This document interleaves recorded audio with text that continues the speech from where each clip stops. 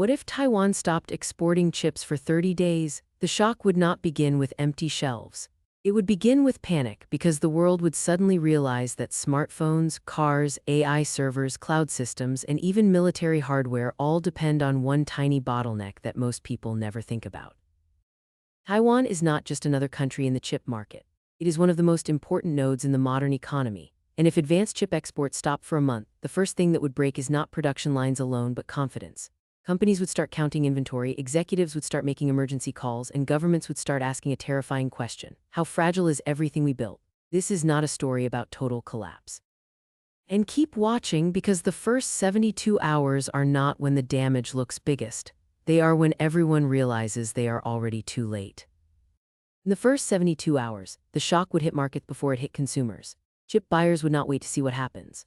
Automakers, cloud providers, defense contractors, phone brands, and electronics distributors would all rush to secure whatever inventory they could find. Prices would move on fear alone. Futures markets would start pricing in delays, analysts would cut forecasts, and every company with exposure to advanced semiconductors would begin protecting itself. Then the hidden systems start freezing. The public might still see phones on store shelves, but underneath that surface the machine is already under pressure. AI data centers would feel it quickly, because every expansion plan, every server replacement cycle, and every hardware upgrade depends on a steady flow of advanced chips.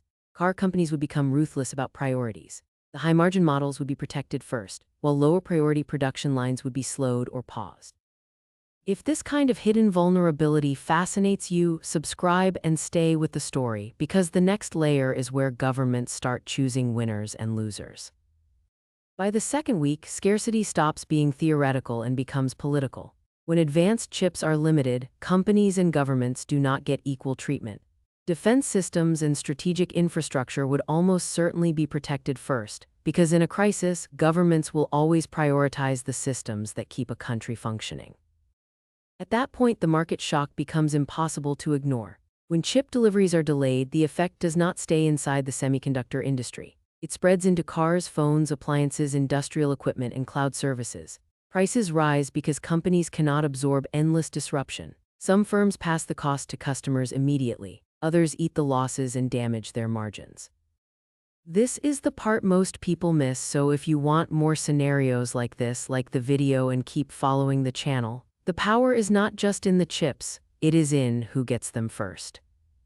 What makes this scenario so powerful is that it changes behavior even after the 30 days end. Once a disruption like this happens, firms do not forget it. They renegotiate contracts, diversify suppliers, increase inventories, and pay more for resilience. Governments do the same with industrial policy. The public may only remember the headlines, but executives remember the weakness.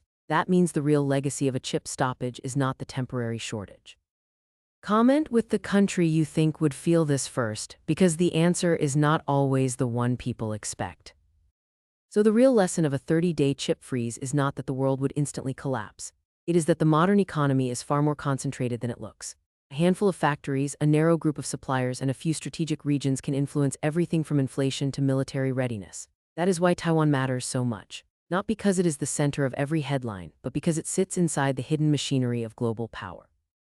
If you want more documentaries like this, subscribe, follow the channel, like this video, and leave a comment with the next what if scenario you want me to break down.